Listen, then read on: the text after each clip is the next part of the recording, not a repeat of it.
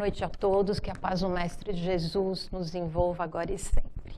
Bom, primeiro assim, eu fiquei muito lisonjeada, né? Nossa palestrante, eu falei, meu Deus do céu, e agora o que eu vou fazer? É a minha responsabilidade.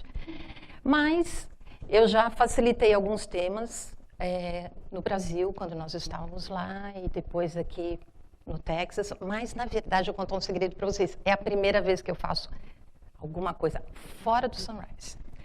A ideia é o seguinte, são as minhas reflexões, porque eu acho que a oportunidade, quando você tem um tema para desenvolver, é quando você vai ter que achar tempo no nosso dia a dia, na nossa correria, sentar, ler um livro, fazer uma anotação. Eu gosto muito de ouvir lives, de ouvir a perspectiva de outras pessoas.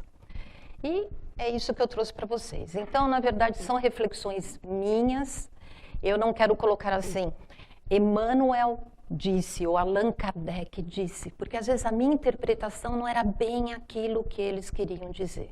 Então a gente acaba assumindo uma responsabilidade muito grande quando você está querendo falar o nome de outras pessoas, ainda mais Allan Kardec, Emmanuel, né? Mas a ideia qual é? Qual é o nosso papel na criação de um mundo de regeneração? Alguém gostaria de fazer algum comentário? Pode participar, tá? Por favor. Qualquer dúvida que eu não souber, eu passo para o Antúlio, para a Fernandinha, para a Valéria, para o Fernando. Pode perguntar para eles. O que vocês acham? Mundo de regeneração. Nós vivemos hoje no mundo de regeneração?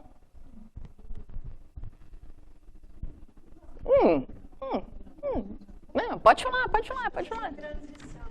Estamos em transição. Então, a codificação nos diz o quê? Que nós vivemos num mundo de provas e expiações e estamos num processo de transição para um mundo de regeneração.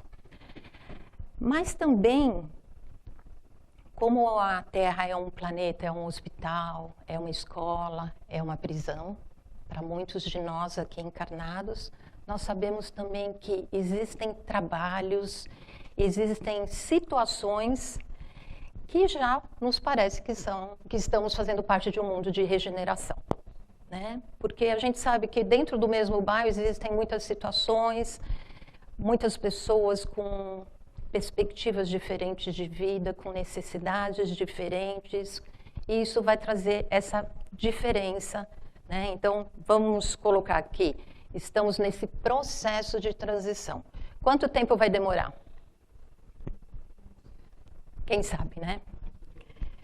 Mais do que você imagina, né? Outro dia eu ouvi alguém falando assim, não, mas já era para nós estarmos, nós estamos atrasados. Não sei, né? Não dá para saber muito. Então é o seguinte, vamos lá ver. Alguém já usou esse código de barras para fazer um Mentimeter? Já? Então a ideia é o seguinte, vamos ver se funciona, tá? Porque eu já tentei fazer, deu certo uma vez, outra vez não deu certo, então vamos ver hoje que a gente consegue. Vocês vão pegar o celular de vocês e vão colocar a câmera no QR Code e vai aparecer um link. Clique em cima do link e vai ter uma pergunta para vocês. E vocês vão responder. Vamos ver se a gente consegue fazer com que... Caiu? Agora, Fê, a gente vai precisar que clique naquele link para abrir a página, por favor. Se não der certo, a gente fala mesmo. Ah, volta aqui. Agora eu entendi, caiu. Todo mundo conseguiu? Dani? Nem todo mundo.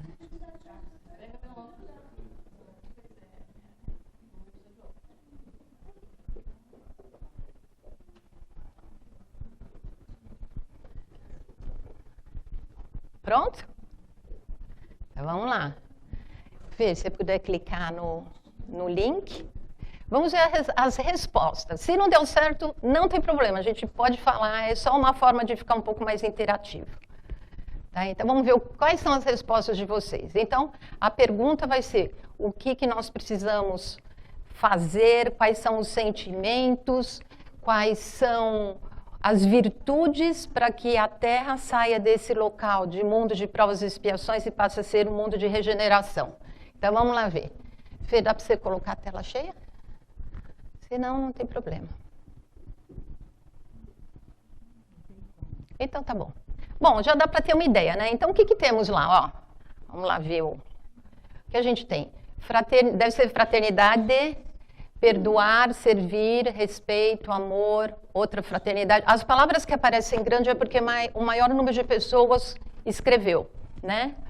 Então, tudo bem. Humildade, gratidão, amor ao próximo.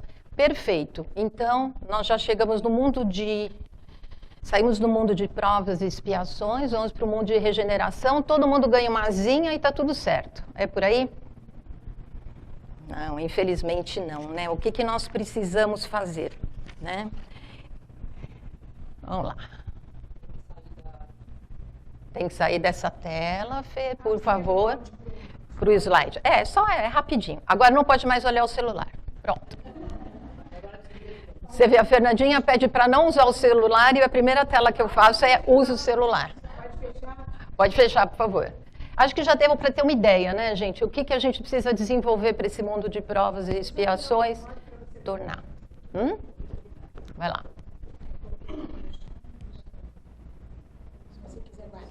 Obrigada. Então, nós vamos olhar lá na codificação, no Evangelho segundo o Espiritismo, no capítulo 3, o Kardec vai dizer para nós a respeito a muitas moradas na casa do meu pai, né? Nos itens 16 e 17. E ele vai fazer toda uma colocação, o que vem a ser esse mundo, né, regenerado. Então, nós sabemos o quê? Nós temos os mundos primitivos. Estou na frente de alguém? Estou, Fê.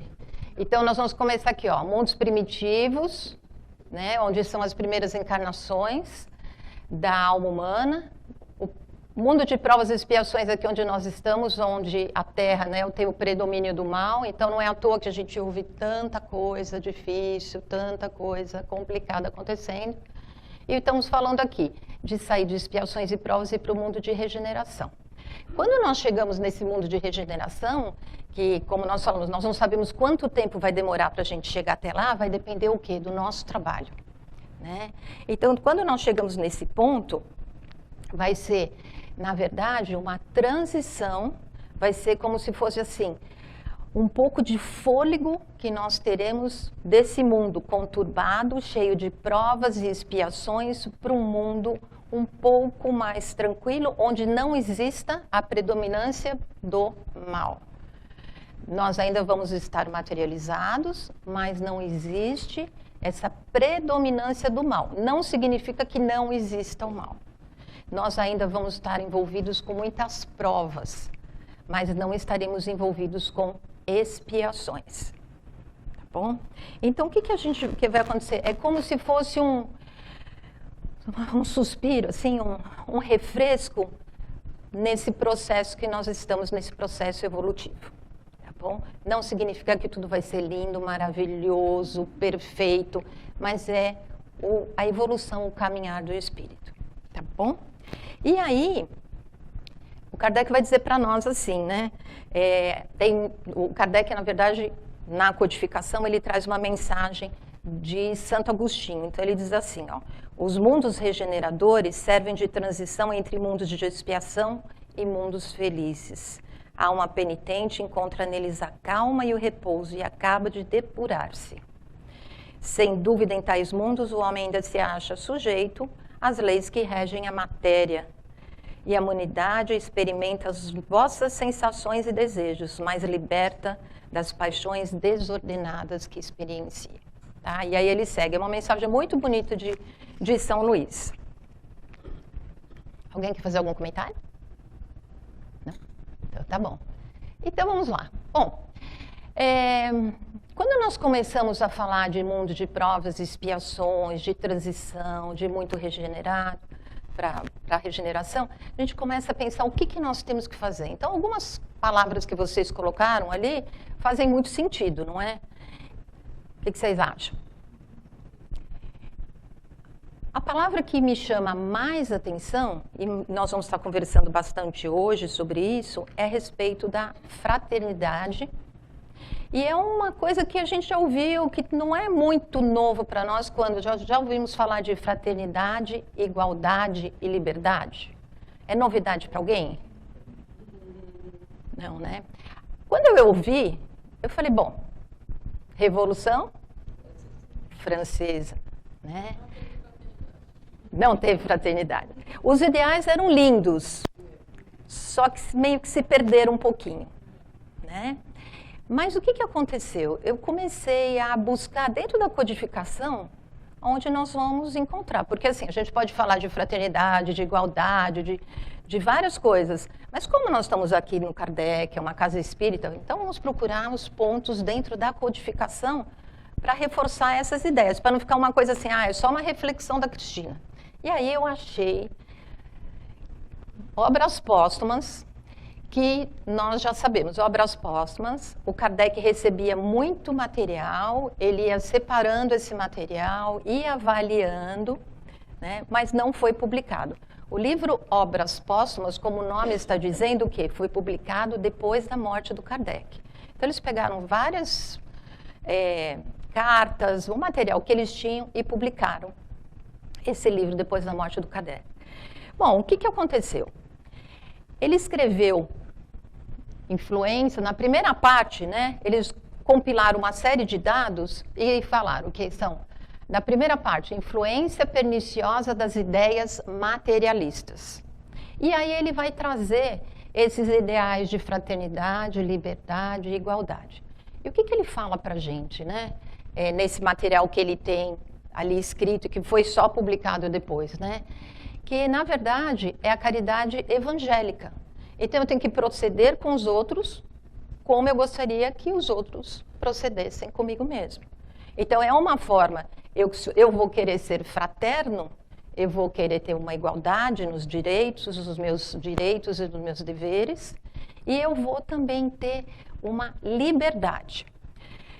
Pesquisando um pouco mais, apareceu um material de um professor da Universidade PUC de Campinas, e que ele fez esse tipo de gráfico, digamos assim, né? Quando eu olhei isso aqui, me veio alguma coisa na cabeça. Alguém tem alguma ideia desse tipo de desenho? O que lembra para vocês? Tem algum mineiro aqui? O que lembra para vocês? Em Confidência, né? E começou a bandeira em Confidência Mineira, tudo, né? E esse professor vem bem dentro desse material todo que está dentro desse texto do Kardec, né? E é onde que ele fala, a base de tudo é a fraternidade, tá bom? Sem a fraternidade não vai poder existir a liberdade e a igualdade. Então, o que ele coloca? Vocês acham que seria possível uma pessoa ser avarenta e fraterna ao mesmo tempo? Difícil, né? Porque o avarento, o que ele procura? Individualismo, procura guardar tudo para si mesmo. Ele não vai querer... Oi? Egoísmo, né? Então, eu quero que as coisas sejam mais interessantes, eu quero privilégios, o meu orgulho não me permite achar que tem alguém que seja superior, né? Oi?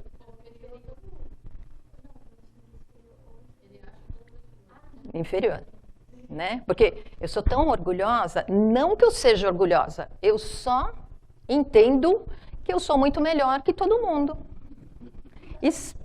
Né? E modesta também, né? Por que não? E humilde, nossa, uma grande humildade. Então, por quê? É quando você acha que você merece mais do que os outros, ou que você merece mais privilégios do que os outros. Então, é onde a gente vai ver o quê? A partir do momento que eu tenho igualdade, eu acho que todo mundo merece as mesmas coisas que eu tenho, ou que eu considero que são, vamos pensar, vai num lado assim mais de oportunidades. A partir do momento que eu tenho confiança mútua nas outras pessoas, eu não vou achar que ninguém está querendo tirar vantagem de mim. Então aí eu tenho uma igualdade. Eu tenho a liberdade de ir, vir, eu tenho a liberdade do estudo, eu tenho a liberdade de ter as minhas conquistas, e como todo mundo, de uma forma fraterna, divide tudo isso, eu não tenho que ter a preocupação que alguém vai vir e vai tirar isso de mim. Né? Então, é onde ele coloca isso da igualdade, fraternidade e liberdade. A liberdade faz parte do desenvolvimento humano, a igualdade é a confiança mútua, que todos nós temos direito a tudo.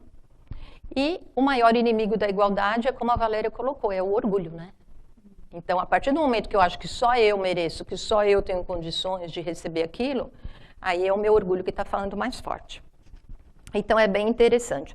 Mas, se a gente colocar como esses 3 valores universais, é realmente proceder aos outros como gostaríamos que procedessem conosco, né?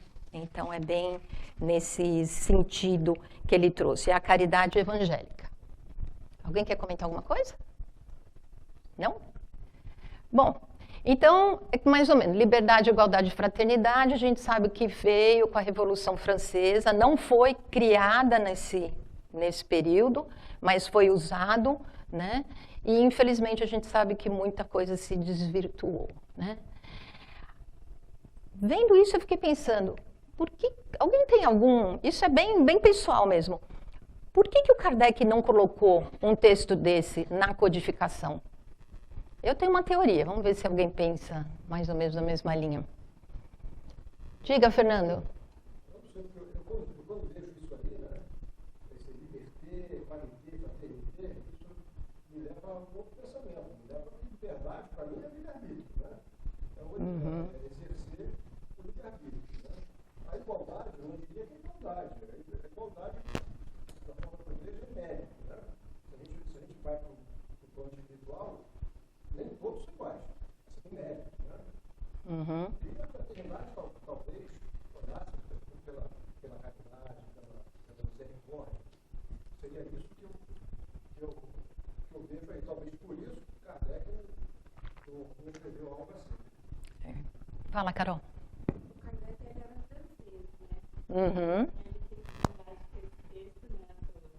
Provavelmente não é só que nasceu na França, e eu acredito que essa foi uma revolução política e revolucionária, que envolveu morte e violência física. Eu acho que talvez ele, como o espiritismo é a religião e é uma doutrina espiritualismo mais pacífica, eu acho que por isso talvez ele tenha cada vez ansioso da compreensão, porque, né, isso é uma revolução de alma, o que aconteceu no França. Eu tive essa sensação também, que ele não quis entrar num lado polêmico pela situação, né, pelo momento que a França vivia naquele período histórico, né? Eu também tive essa sensação também. Mas é por aí mesmo, viu, Fernando? Eu acho que a gente vai falar de livre-arbítrio, né, vai seguir.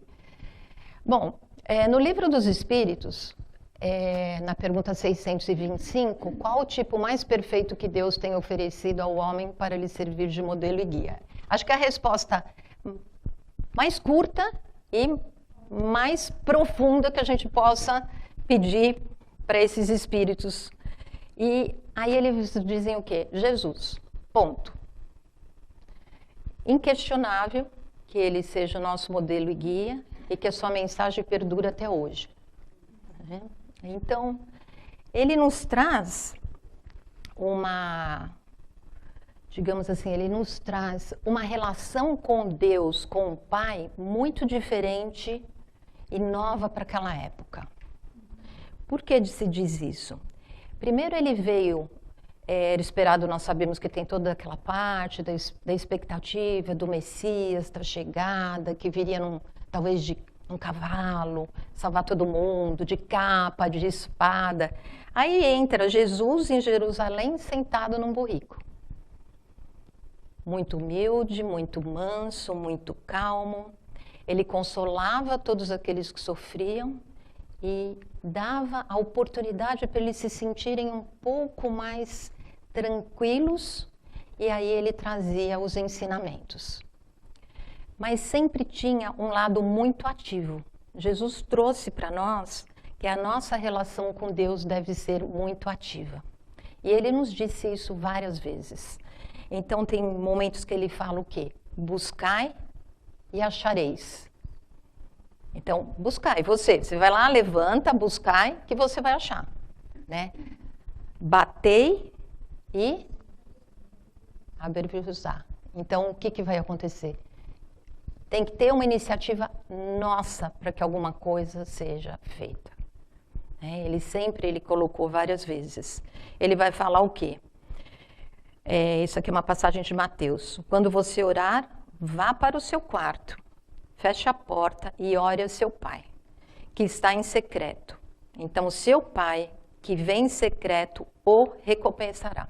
Ele não falou, olha, fica esperando, né? Ele falou, não, você vai lá, abre a porta do quarto, vai lá, ore, peça, aguarde, e você vai receber essa recompensa, né? Então, essa parte mudou muito a relação com Deus, que antes era um Deus. É claro que, quando a gente fala da lei mosaica,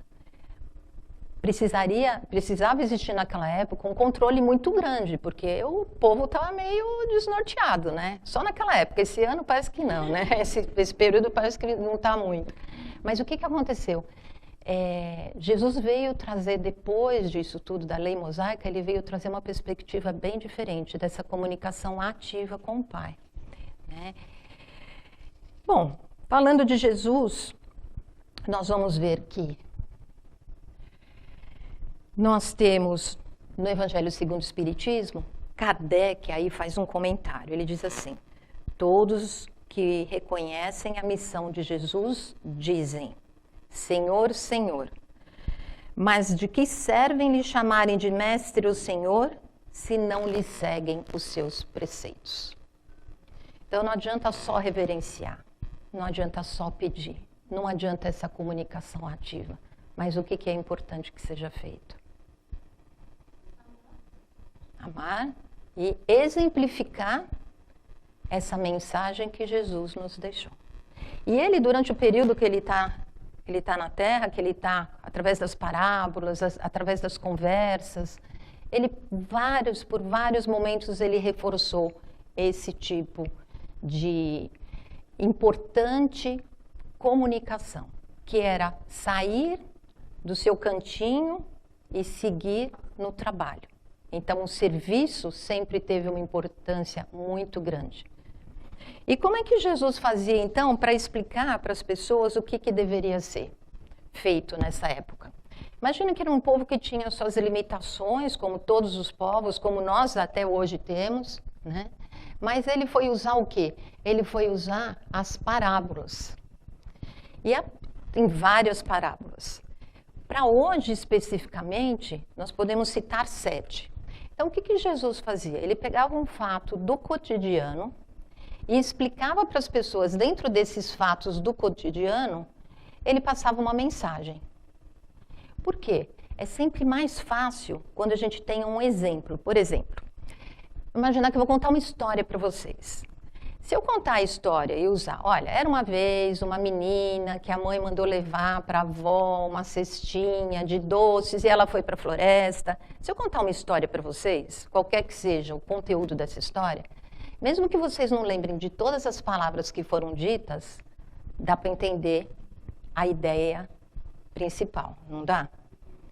Então, sempre que você conta uma história, é mais fácil das pessoas se identificarem com a situação, talvez porque elas passaram por aquela situação, e também é uma forma de guardar o conteúdo, a essência.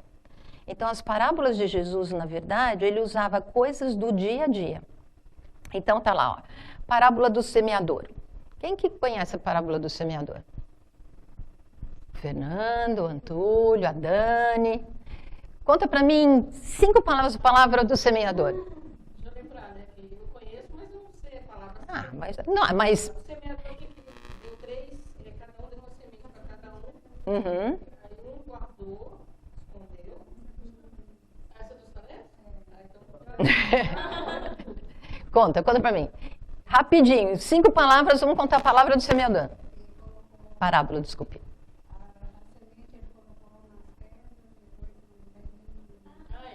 Ah, tá bom.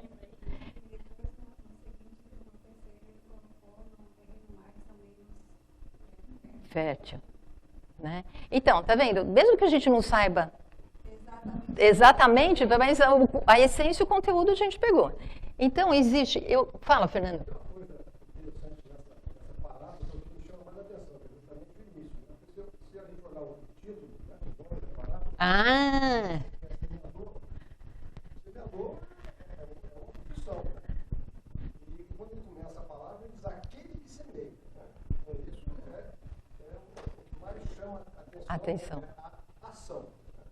Isso, é aquela coisa ativa de novo, né? Exatamente. Então, e sempre começava, aparentemente, então assim, são 7. Eu ouvi numa live, eu acho que foi o próprio Arthur Valadares, que ele falou que são as parábolas da fé. Alguém já ouviu esse termo? Já ouviu, Fê? Eu também nunca tinha ouvido falar, mas vai dar para entender por que ele falou parábolas da fé, mas eu não encontrei exatamente, segundo... capítulo tal, livro tal, né?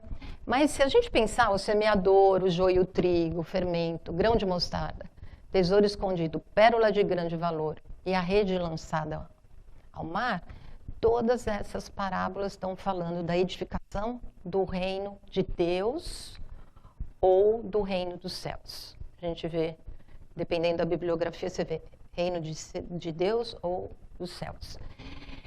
Então, aparentemente, quando você pega, as parábolas são bem curtinhas, a do semeador é a mais longa, mas as outras, às vezes, assim, um trechinho bem pequenininho. Mas tem um ponto em comum em todas elas. Então, diz assim, o joio e o trigo. O joio, onde encontra o joio e o trigo? Então, o trigo vem de onde? Ele está inserido na terra. Né? Ele está ali, cresceu o trigo, e aí vem alguém e joga o joio, e aí os dois crescem juntos, assim por diante. Tá bom? Então, o que nós vamos ver? O fermento. Aonde está o fermento nessa parábola? Dentro da massa do pão. Né? Grão de mostarda, onde está? Dentro da...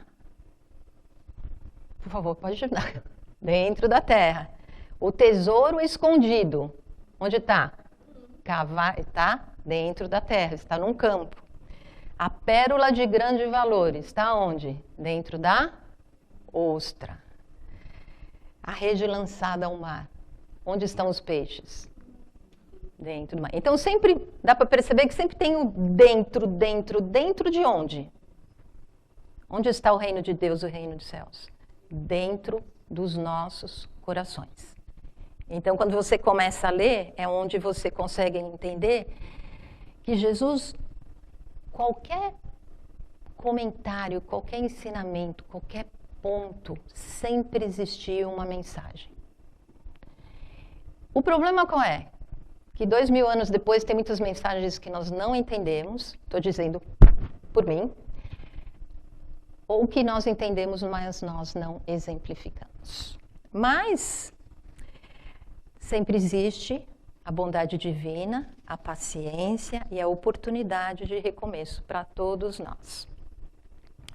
Então, vamos pegar particularmente duas parábolas. A do fermento, né? Ela vai aparecer em Marcos. E tem uma citação muito interessante, assim, todo o processo. Quando você pega, então ele, por exemplo, quando ele foi conversar, falou da parábola do fermento, ele pegava situações que diziam a respeito de uma determinada parcela da comunidade. Então, por exemplo, as mulheres é que faziam o pão. Então, quando ele ia falar com as mulheres, ele usava essa parábola do fermento. Quando ele ia conversar, por exemplo, com um comerciante, ele ia falar sobre uma pérola, porque o comerciante pensava na pérola como uma coisa preciosa que ele podia vender, que ele podia ter dinheiro. E assim por diante. Então, quando ele foi falar sobre o fermento, ele estava falando o quê? Ele falava que o fermento, que só um pouquinho do fermento pode levedar toda uma massa.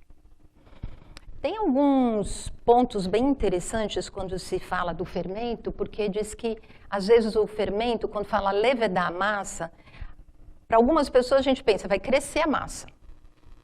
Mas para outras pessoas pode ser colocadas, aparecem algumas citações, inclusive de Paulo, que diz que vai levedar a massa no sentido que só um pouquinho de coisa ruim pode contaminar toda uma região. Mas nós não vamos entrar nesse detalhe. É mais assim, que Jesus estava colocando através dessas parábolas, que às vezes é só uma sementinha, só um pouquinho de fermento que vai ser o suficiente para levedar toda a massa.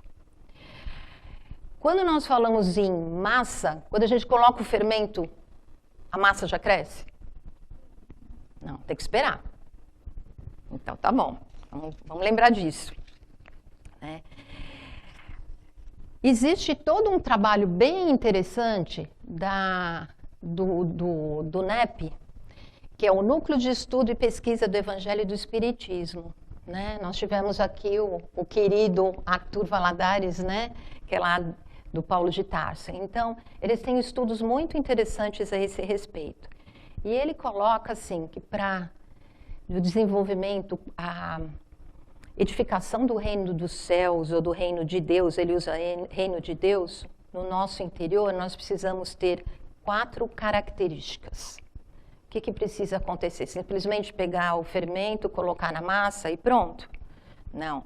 Nós precisamos ter humildade, seria o primeiro ponto que eles colocam, que é, na verdade, o que nós falamos que é o melhor remédio contra o nosso orgulho, porque nós temos que ter humildade de entender que nem sempre nós estamos certos, que nem sempre nós somos os melhores, os donos da verdade. Então, nós temos que ter a humildade de reconhecer, muitas vezes, que nós estamos errados.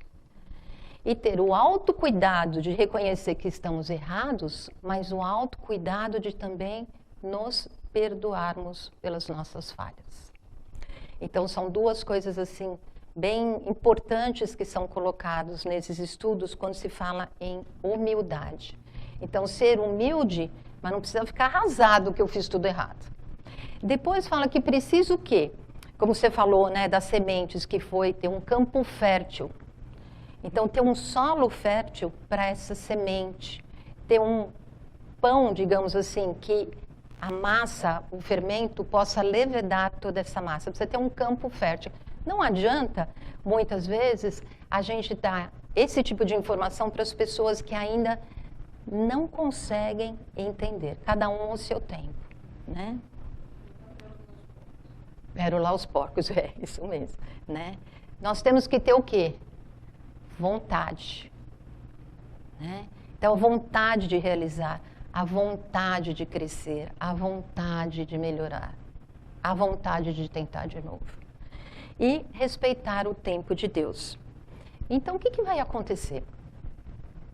Isso acontece do dia para a noite? O que vocês acham? Olha, eu vou falar para vocês, ó. Eu já li aqui, ó. Eu sou humilde, tenho campo fértil, tenho vontade. Tá tudo certo. Não, eu tenho que respeitar o tempo de Deus, porque às vezes não chegou o momento, né? Não chegou o momento. E nós temos muitas vezes a tendência de achar que porque eu entendi uma situação, eu compreendi, que todo mundo tem que me acompanhar e que todo mundo tem que entender da mesma forma. E nós temos grandes desafios, não é? E nós temos grandes desafios, né?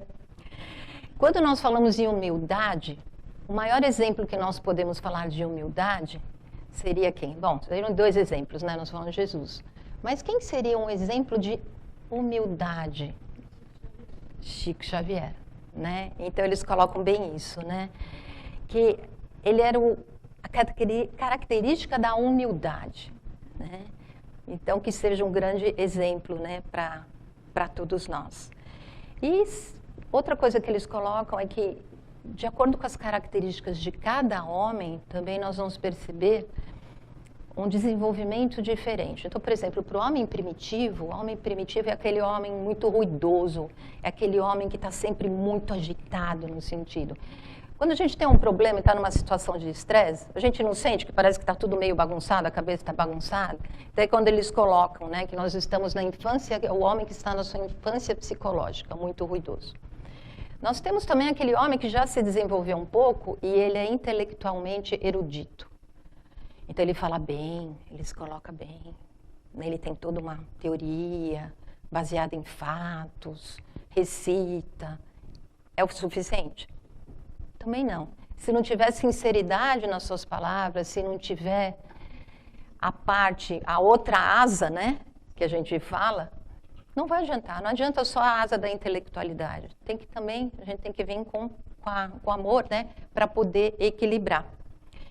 E o homem silencioso é aquele que já desenvolveu essa humildade, como o Chico, né? Então ele era uma pessoa calma, tranquila, né? Sabe-se lá quantas encarnações, quantos anos, o quanto tempo ele foi preparado para isso tudo, né? Tem uma citação interessante. Então, olha, o homem, esse é de um livro do Humberto Rodin, assim dizia o mestre, o homem divinamente levedado já não se abate e acabrunha em face de acontecimentos, desculpa gente, acontecimentos provindos das adversidades da natureza ou das perversidades dos homens, porque tem seu centro de gravitação em outras regiões, inacessíveis a esses agentes externos. Considera todos os eventos com certa leveza e serenidade, e até pode sorrir calmamente em face de uma tragédia que outrora o teria levado ao desespero. Bonito, né? Só que nem um pouquinho fácil, pelo menos para mim, é bem complicado. Bom, falamos então um pouco do fermento, agora vamos falar um pouco da parábola do grão de mostarda. Quem conhece um grão de mostarda? Ó, depois eu vou passar para vocês. Aqui nós temos vários grãos de mostarda. Tá? Então, nessa parábola do grão de mostarda... Alguém perguntou alguma coisa? Então, ele vai dizer o quê? Ele está muito associado ao grão de mostarda, então tem toda aquela passagem que chega um homem, que tem o seu filho, que ele chama que o filho está endemoniado. Ele já conversou, já pediu lá para os apóstolos estarem ajudando a libertar o filho dele desses obsessores, como nós falamos no Espiritismo. Eles não conseguem. E aí Jesus vai dizer para eles, se vocês tivessem o quê? A fé do tamanho de um grão de mostarda, vocês diriam para aquela montanha, e assim vai por diante. Então, também, de novo, o que Jesus nessa parábola estava dizendo para nós? Ele estava dizendo que a fé é alguma coisa que nós temos inata, que nós temos dentro dos nossos corações, mas que nós temos que cultivar, né? Que nós temos que ajudar, que fazer ela crescer. Eu tive uma experiência, eu e o Antúlio, muito interessante com a Fraternidade Sem Fronteiras, em caravanas. Nós fomos 2 anos seguidos, ano passado e esse ano, para o Malawi. E o Wagner Moura, que é o fundador da Fraternidade Sem Fronteiras, ele contou um caso que eu achei muito, muito marcante. Ele disse que não tem nada a ver com ator, tá? O Wagner Moura, da Fraternidade Sem Fronteiras, não tem um ator. Eu também achava durante um tempo que era o ator. Mas o que ele conta? Ele diz que quando ele viaja, porque eles têm vários, depois a gente vai falar um pouquinho do projeto, tem vários lugares que ele visita, né? Vários projetos dentro da Fraternidade Sem Fronteiras. E eles que no dia que ele visita, que ele vai viajar, dificilmente ele sai de casa para fazer as visitas. Ele fica um pouco mais tempo com a família e depois segue em viagem. Mas aquele dia ele se sentia com muita vontade de fazer uma visita específica, de ir até a casa de uma mulher. E ele chegou na casa dessa mulher e a mulher disse para ele, eu pedi muito, eu orei muito para Deus e eu tinha fé que você viria hoje aqui. Então, a gente vivencia experiências que as pessoas, numa situação extremamente difícil, continuam tendo muita, muita fé, apesar de todas as adversidades que eles têm. Né? Então, o nosso grão de mostarda é essa fé que tem que crescer. Imagine um grão de mostarda desse tamanho aqui, ó, que pode se transformar numa árvore dessa. né?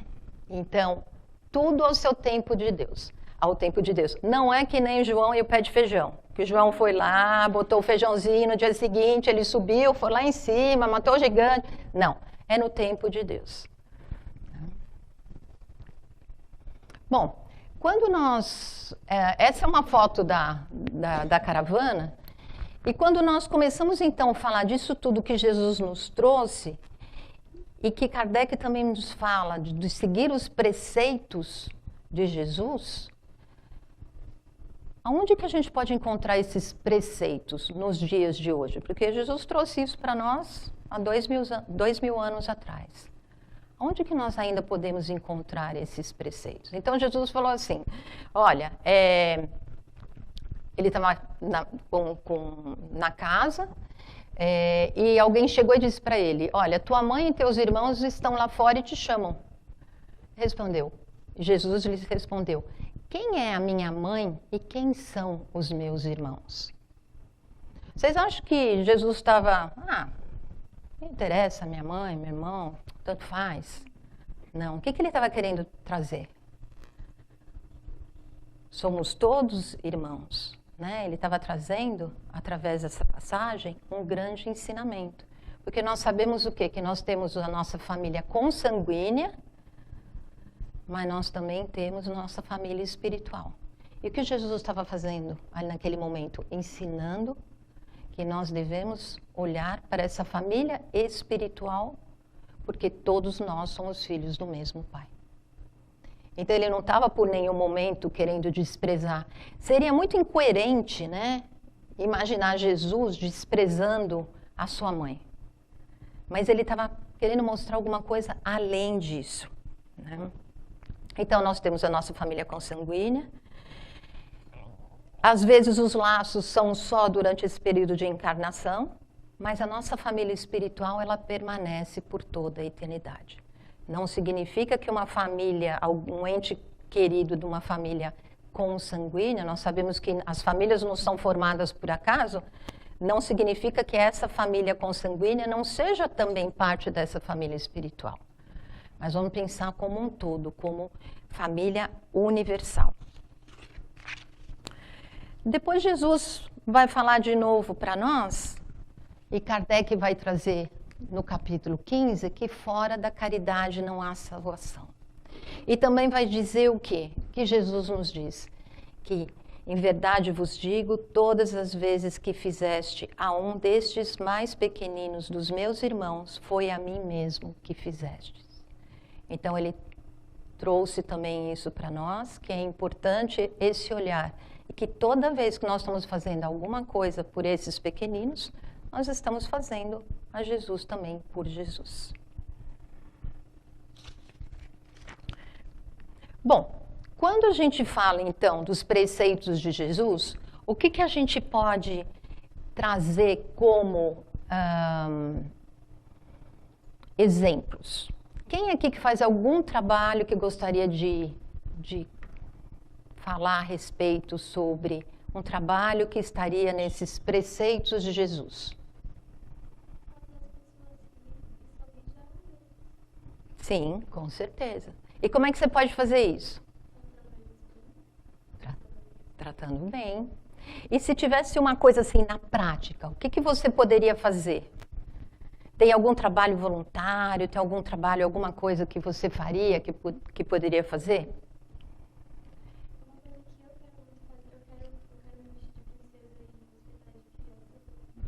Que legal. Tenho certeza que as meninas vão adorar. E quando você vai fazer isso? Quando eu descobri como. Ah, legal, também. O que mais? Eu pensei que vocês iam falar um monte de coisa, senão eu vou ter que falar a minha experiência só. Fala, Carol. Eu tive experiência, não posso falar porque eu estou no Brasil. Tá bom, e que experiência você teve? Eu ia nas creches de crianças com deficiência física. Creche de criança de deficiência. E você fazia no Brasil, aí você veio para cá, você não encontrou um lugar para fazer aqui? Eu morava em Albuquerque, no México, lá não tinha nem nada disso. Mas, não só as casas espíritas fazem esses trabalhos, porque assim, a gente tem uma tendência a a ouvir e a falar mais do que está errado, do negativo, digamos assim, né? Mas tem tantos trabalhos tão bonitos. Ah, tá bom. Quem mais? Carol? Eu tenho experiência no Brasil. Eu participei dos anos de uma ONG que chama Amigos do Bem. Já ouvi falar. No mercado, pedir alimentos para as pessoas junto com as compras. Aí você pode comprar tipo, uma coisa a mais, um feijão a mais, eles mandam para famílias do Nordeste. É uma ONG muito grande. Fiquei com eles mais de 16 anos. A minha família tinha uma ONG que era uma casa de deficientes físicos e mentais, segundo sábado de todo mês, organizada pela minha avó e pela minha tia. A minha avó, antes de dormir todas as noites, eu morava com ela, levava alimentos para os animais de rua.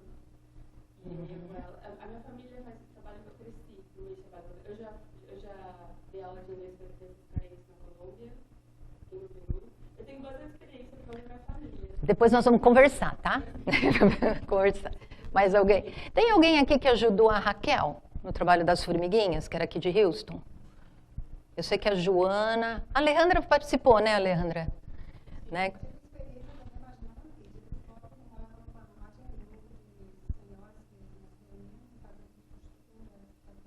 Legal. Bom, então vou contar para vocês a minha experiência. Adivinha? O meu trabalho de voluntariado é para quem? Como é que chama? Fraternidade Sem Fronteiras, né? Ó, não é por acaso que eu tenho a camiseta, né? Ou ela já está aqui como Fraternity Without Borders, em outros países também. A Angelita, que a Carol, a gente estava falando dela, a Carol conhece a Angelita. Ela está em Nova York, então tem vários trabalhos. Bom, só para dar um resumo, a Fraternidade Sem Fronteiras começou há 15 anos atrás, que o Wagner Moura, que não é o ator, disse que teve um chamado do coração. Ele já fazia vários trabalhos em Campo Grande, mas ele decidiu que ele queria fazer alguma coisa na África. É uma história muito linda, muito longa, então vou resumir.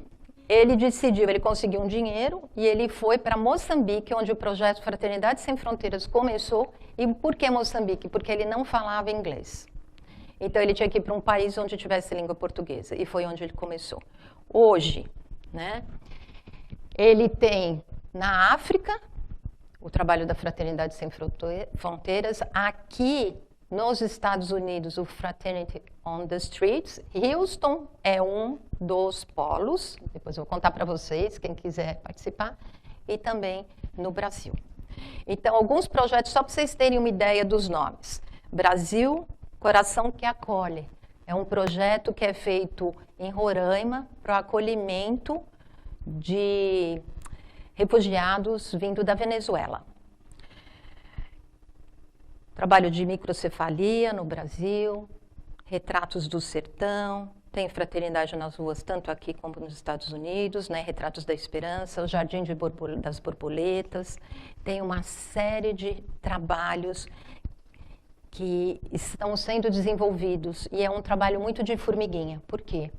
A melhor forma de auxiliar, tem várias formas de auxiliar a Fraternidade Sem Fronteiras. Então, através da divulgação, através da assistência, através do voluntariado, através das caravanas, através do apadrinhamento. Então, tem várias formas e dentro de trabalhos bem específicos. Então, para quem gosta de auxiliar na parte de educação, para quem gosta, que está na área médica, que sente vontade, que tem um chamado para trabalhar nesse sentido. Aqui em Houston tem o trabalho de homeless, né, dos sem-teto, como tem também no Brasil. Então, só para vocês terem uma ideia. O Wagner está aqui, eu, o Antúlio e a Clarissa, a esposa dele. A Clarissa é responsável pela Nação Ubuntu, que ela foi implementada em 2019 no Malawi. Nós fomos 2 vezes para o Malawi, o ano passado, esse ano, e o ano que vem estamos voltando. Então, o Malawi é na África. Eu não tenho nenhum mapa aqui para te mostrar. Ó, é mais ou menos, quer ver? Aqui. Ai, peraí, vamos voltar lá. Ó, tá vendo esse pedacinho aqui, meio branquinho? Aqui é o Lake Malawi, Malawi está aqui embaixo. Tá? Bom, A ideia da fraternidade tem uma ajuda emergencial, porque a gente sabe que a fome é extremamente grande, principalmente na África, mas tem todo um trabalho de formação de pessoas, de auxílio, de captação de recursos, de poços artesianos, os workshops ensinando uma formação para eles. Tem todo um trabalho de... Inclusive, as primeiras crianças que foram acolhidas, há 15 anos atrás, já tem algumas crianças que estão indo para a universidade em Moçambique. Então, tem uma série de trabalhos associados. E, além do trabalho da Fraternidade Sem Fronteiras, também tem outros trabalhos de voluntários que não são feitas a gestão pela fraternidade, mas são, por exemplo, Carol, você falou de dar aula de inglês. Então, tem um que chama Teaching Without Borders. Então, aula de inglês online para ajudar essas crianças que estão, às vezes, no Malawi, tem um projeto no Senegal, tem um projeto em Madagascar, Moçambique, então tem muita coisa. Deixa você mudar. Só volta um pouquinho. Alguém sabe quem é aquela pintura atrás do quadro? Quem está ali?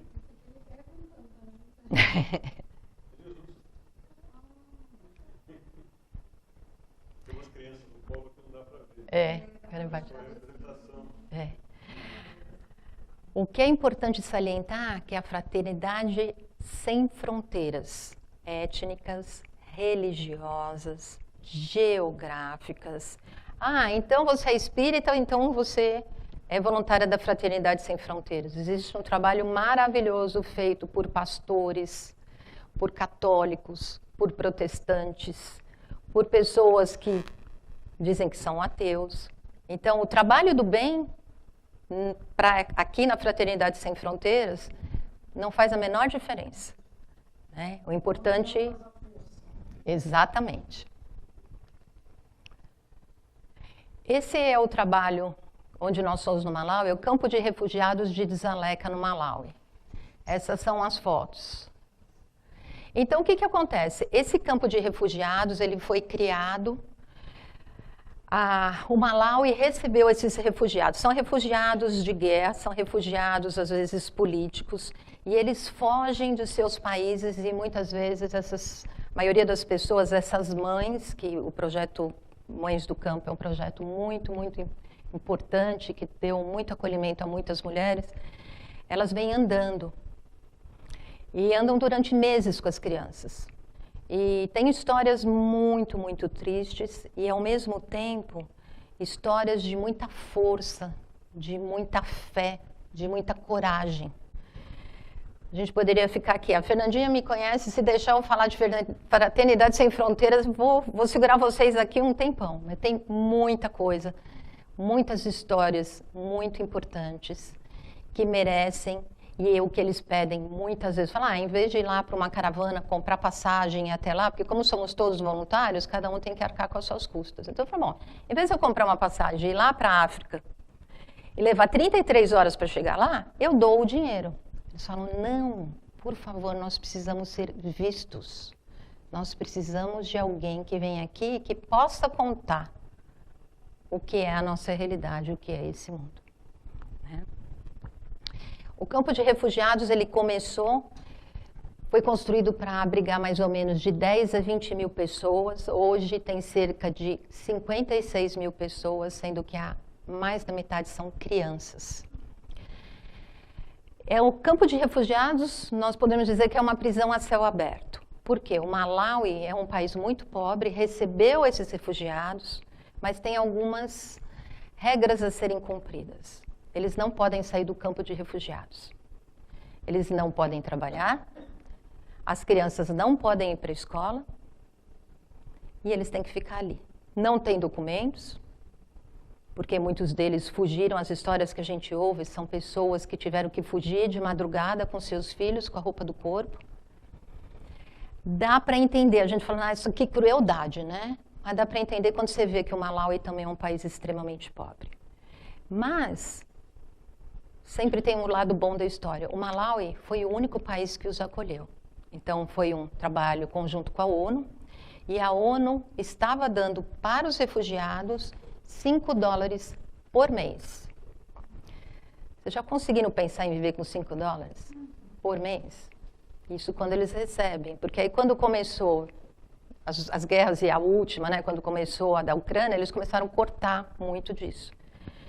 Então, lembra que eu comentei com vocês? Esse aqui, então, são as crianças do campo, né? Lembra muitas cenas do Brasil, né? Que a gente, lugares que a gente visita. Quando eles chegam, eles têm... Fala, Carol. Oi. Tem órfãos aí também? Tem muitos, muitos. Tem. Então, quem vem do Congo fala francês, geralmente. Mas tem, por exemplo, quando nós estamos lá, tem um guia que fica com a gente, que é do Congo, mas morou em Moçambique. Então, ele é o nosso tradutor para falar português. E eles falam inglês também, e tem as línguas locais também no Malawi, que aí não dá nem para... nem para ter uma ideia. Essas são as tendas de trânsito, tá? Então, essa foto aqui, eu incluí pelo seguinte, tá vendo essas duas mulheres aqui? As tendas de trânsito, quando eles chegam no país, quando eles chegam no Malawi, eles são levados à ONU, coloca eles nas tendas de trânsito. Se você chega, por exemplo, com... Tem mais fotos aqui. Se você chega com uma família de 15, porque as famílias são muito grandes, as 15 pessoas vão ficar naquele espaço, vamos imaginar, 2 por 2. Se você chega com 3, você vai ficar no mesmo espaço, 2 por 2. Né? E eles são colocados. Essa mulher, o dia que nós visitamos aqui, foi a nossa caravana que visitou, essa moça aqui, ela falou assim, olha, eu estou aqui com meus filhos, mas eu soube que essa outra mulher não tinha onde ficar. Então, como é que eu podia deixá-la sozinha? Então, eu trouxe ela para vir aqui comigo e morar aqui na minha tenda de trânsito. Então, essas são histórias, infelizmente, de um lado de muita necessidade que eles têm, também histórias muito bonitas desse realmente repartir o que eles têm. Ó, essa aqui é uma tenda de trânsito, tá vendo? Imagine na África uma coisa dessa de plástico. As crianças do campo. Ó, olha, essa aqui é a tenda de trânsito de uma outra visão, uma outra perspectiva. Essa aqui, ó. Tá? E assim, ó, não tem nada. De novo, olha, eles constroem as casas com esse tijolo que eles fazem, que é um adobe. Eles mesmos constroem. E agora eles estão permitindo que seja construído casas, assim, digamos assim, desse tijolo de adobe. Porque antes o governo do Malawi não deixava. Porque como era uma coisa temporária, só que é uma temporária de 25 anos, né? Então agora eles estão deixando um pouco que isso aconteça, essas construções. Olha, aqui dá para ver como eles fazem a casa também. O problema é quando chove, né?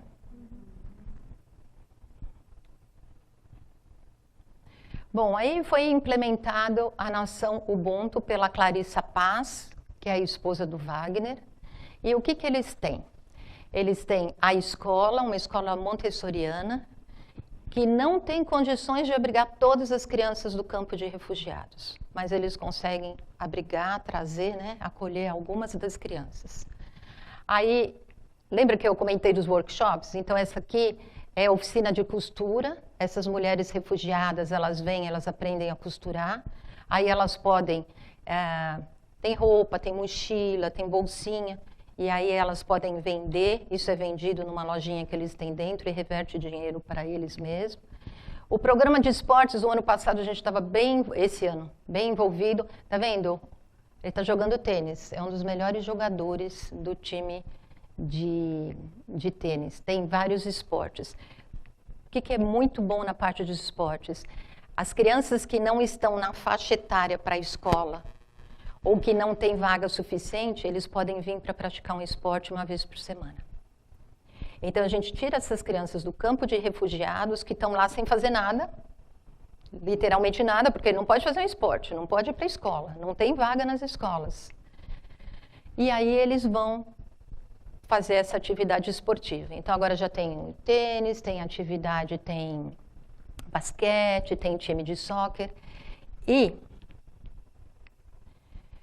outra oficina de biocarvão, que eles fazem, que eles aprendem. Aqui foi feita, quando nós levamos, nós recolhemos 150 pares de tênis que foram doados para as crianças, aqui foi a distribuição.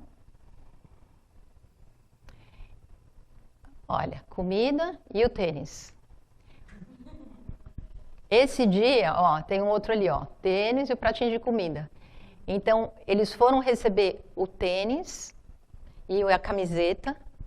A camiseta, eles viram as camisetas, mas tinha que deixar lá, porque senão quase não tem roupa e acabar a camiseta na primeira semana. Então, o pessoal da fraternidade achou melhor que eles pudessem usar durante as aulas, porque muitas vezes eles vão com roupa muito rasgada, então eles podem usar. E eles receberam um prato de comida. Então, tem muitas crianças que também querem participar das atividades esportivas, porque eles recebem alimentação. E, vamos ver se tem mais uma foto aqui. Esse aqui é a oficina de sabão. Então, tem a oficina de costura, do biocarvão, de sabão, tem... Tudo isso só pode acontecer lá no campo, nesse lugar, porque eles não podem sair de lá. Não. Então, assim, você tem a Fraternidade Sem Fronteiras aqui, como se tivesse ali, no fundo, ali a parede, é o campo de refugiados de Jedzaleka. Então, eles podem vir e as crianças podem vir para dentro da fraternidade. Então, quando você acolhe uma família, primeiro você não pode dizer que ele é empregado da Fraternidade Sem Fronteiras, porque legalmente, eles não podem trabalhar. Então, eles recebem um incentivo, digamos assim, né? E uma motivação, né? Eles não são assalariados pela fraternidade, porque senão que a gente estaria com Fraternidade Sem Fronteiras indo contra as regras, as leis do Malawi. Então, vamos imaginar, vem uma pessoa, então quando ele vem, ele recebe uma motivação ou ela. 2 crianças podem ir para a escola, uma geralmente pequenininha vai para a creche, e a outra criança, se for até a 4ª série primária, ela tem escola, eles têm alimentação. Então, acaba dando uma oportunidade, além de trabalho, dignidade e alimentação e uma perspectiva de futuro, porque essas crianças estão estudando. Machambas, vou colocar as 3 fotos, porque eu acho que a gente já está bem em cima do horário, né? As machambas, então, as mães do campo, essas mulheres que foram acolhidas no projeto, muitas delas estavam sem recurso nenhum e acabavam se prostituindo dentro do campo de refugiados em troca de um prato de comida. Então, quando a gente fala assim, prostituição, para mim, na minha cabeça, era uma coisa totalmente diferente do que eu vi lá. Então, realmente em troca de um prato de comida, muitas vezes. Quando elas são acolhidas no projeto, você vê, olha, ela leva o nenenzinho. Isso é muito comum a gente ver, né, as crianças assim, amarradinhas na mãe. E um lugar que era totalmente seco, eles desenvolveram a agrofloresta. Hoje eles têm banana, vários tipos de alimentos que são utilizados para alimentar as crianças, para alimentar essas mulheres, esses homens que são acolhidos no projeto. E eles começaram agora um tanque de tilápia. Então começou a piscicultura. E só para encerrar, a fraternidade nas ruas, aqui em Houston. Tá? Então, nós começamos tem praticamente 1 mês e meio, porque tem muitas coisas na cidade, muitas cidades, assim como Houston também, que você não pode fazer distribuição de alimentos nas ruas, porque você está infringindo as leis locais. Nós não queremos fazer nada de errado, mas nós queremos ajudar essa comunidade homeless. Então, nós fizemos uma parceria com um trabalho muito antigo, começou em 1972, ali na Congress, sabe onde tem o estádio do Astros? Daquele outro lado, eles servem alimentação, almoço, são 300 refeições dia que eles oferecem aí. E nós começamos a fazer uma parceria com eles. Agora, no mês de novembro, então nós servimos nesse dia café da manhã para eles, porque, graças a Deus, tem outros grupos voluntários que também estão lá, né? Então, nós não conseguimos ainda entrar na cozinha, porque você tem que entrar na cozinha, cozinhar, levar os ingredientes para 300 pessoas. Eu consigo cozinhar em casa para 4. Então, por 300 eu não consegui. Mas nós fizemos uma parceria com eles para esse café da manhã. O mês de novembro nós estamos fazendo o que nós chamamos de kindness, ou pode ser blessed bags, então eles vão receber um saquinho com um par de luvas, meias, gorrinho e um snack. Esse é o trabalho de voluntariado agora para o mês de novembro. E dezembro é outro café da manhã. Então, se alguém quiser participar, sejam bem-vindos, convidados. Vai ser muito bom ter vocês com a gente. Tá bom? Tem, eu vou te dar, tem o site, tem bastante informação, tá? E eu sei que vocês estudaram o livro Pensamento e Vida, né? E que basicamente diz o quê? Que basta nós termos a vontade de iniciar, basta a vontade de fazer com que as coisas se realizem e aconteçam, né? Eu não quero mais segurar vocês por causa do horário. Tudo o que fizerdes nos setores do bem, enquanto na sua passagem pela terra transitória, é essencial na eternidade. É uma mensagem do Irmão X. Tá bom? Eu ia comentar, Cristina. Aqui, ó. Quem me chamou? Só queria comentar uma Por coisa favor. que você me contou e que me tocou muito. É que quando a gente pensa assim, as crianças lá da África, a pessoa vai, adota uma criança e traz para os Estados Unidos ou para outro lugar. E ela falou que essas crianças, o que eles querem fazer é que eles não saiam de lá, porque lá é o lugar deles, nasceram lá, falam essa língua. Então, em vez de trazer para o lugar, vai ficar sem identidade, apesar de que vai ser integrado numa família e ter uma vida e estudo, isso traz muitos outros problemas. Então, o que você me contou, eu achei muito legal investirem nesse lugar, que lá eles podem ir para a escola e fazer todo esse trabalho e se fortalecerem como indivíduo, como espírito. Então, eu achei isso muito interessante. Uma das missões é a sustentabilidade, né? Então, não adianta tirar essas crianças de lá mesmo, porque a maioria não tem nem documento. Então, eles vêm de vários países da África. Congo, Burundi.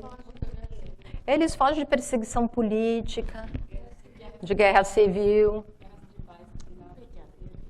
Ó, para não segurar vocês, eu vou deixar aqui passando. Isso aqui, eu tinha pensado, no princípio, eu colocar 1 grão de mostarda para vocês. Mas eu pensei, mais 1 grão de mostarda? E cadê ele? Onde vai estar? Então, eu coloquei vários grãos de mostarda. Então, que o grão de mostarda, essa semente, encontre solo fértil nos nossos corações, para que ela possa germinar e ser essa grande árvore, tá bom? Gente, muito obrigada pela oportunidade. Você passa?